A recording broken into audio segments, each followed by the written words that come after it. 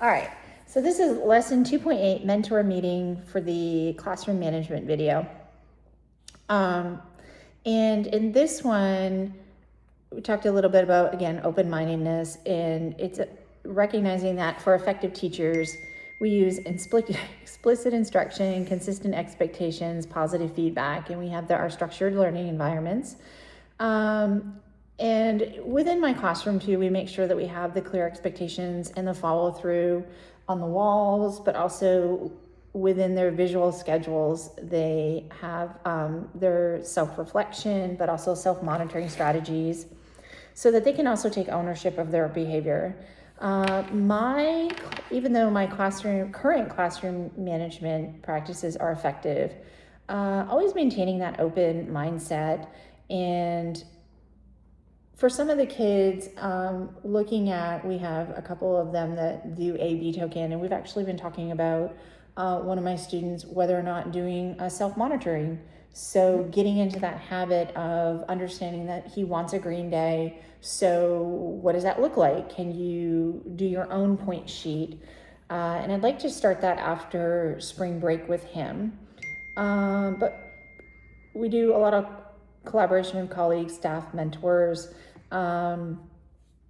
because each one of the kids has a diverse need. And one of my kiddos, when he first came in, really talking about, we had started on a token board, but we did direct reinforcement. We are back on a token board, and actually I think he's a kiddo at some point could do the A/B, which is the cool and not cool. So self-reflection, it's critical. We always so we talk about authoritarian versus warm demander approach. So the warm demander approach, I don't know if you know about this one, is high expectations and strong relationships with emotional support. So even though you have those pieces, the kids understand that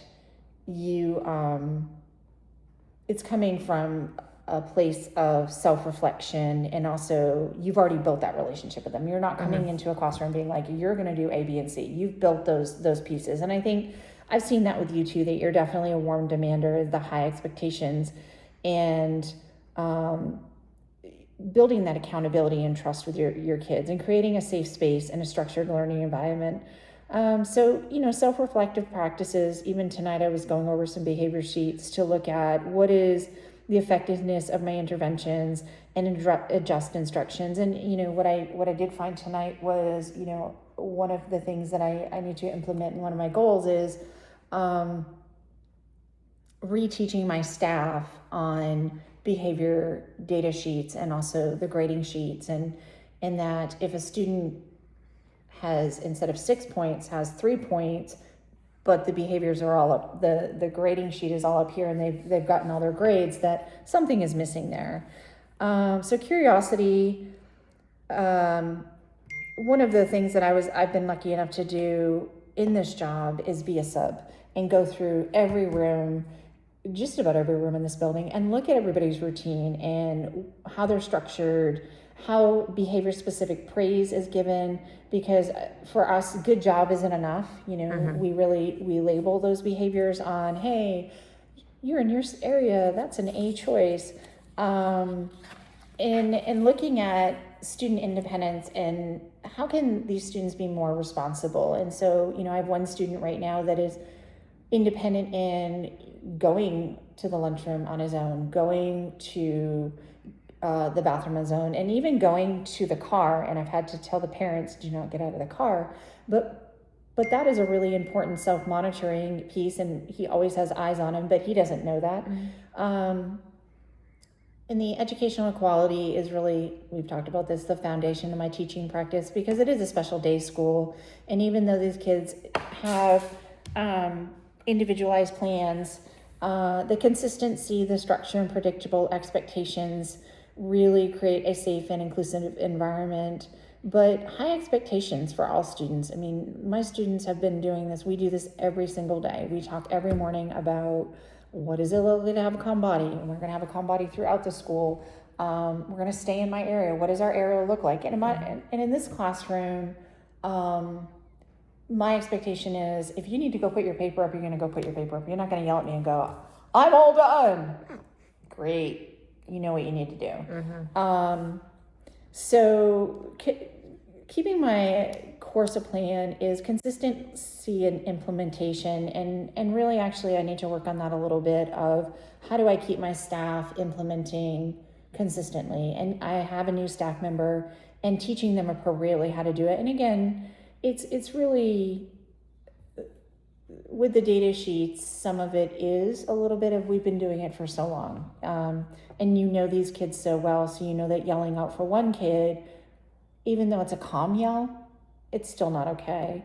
So ongoing monitoring, data collection, a lot of reflection and adjustment, and collaboration with staff and mentors on how do I keep those, and really maintaining the focus on the student's needs, and having the data be appropriate and consistent. You know, if I've got a kid who just got 100 but then got a 58 the next day, why was this kid behaviorally on 100? So a couple of my questions I have for you is, what strategies can I implement to increase student self-monitoring and self-reflection?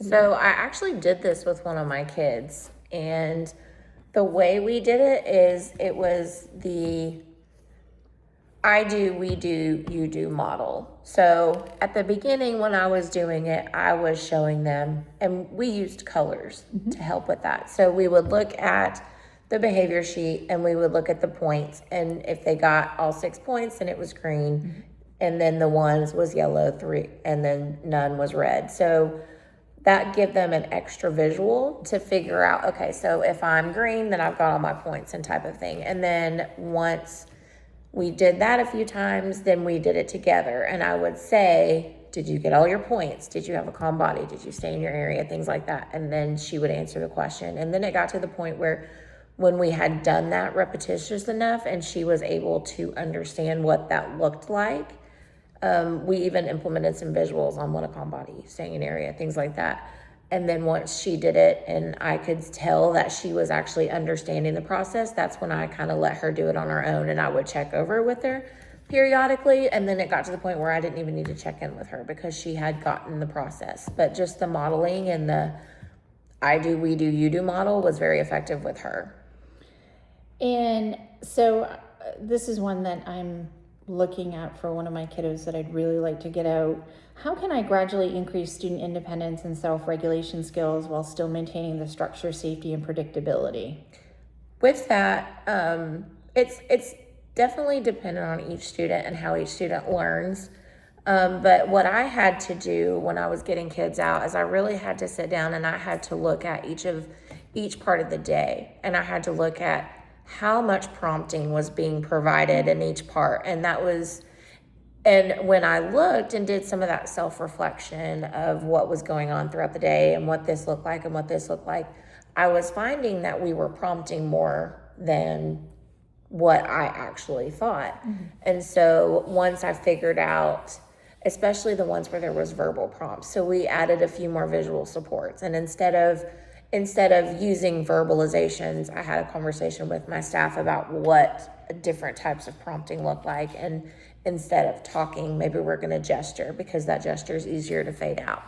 And when we looked and we broke down what the prompts look like, and we took away those prompts, and then like I had a kid that was on a recess schedule, and we were looking at getting him out, and no Bay School is going to do this recess schedule because it was like he's doing this. So we slowly decreased it to where he was only doing it 3 pictures instead of 4, and then we backed it up to 2. But just really self-reflecting, like you've talked about, and all of this other stuff about each part of the day, and trying to eliminate how much prompting, because that's where we lose independence.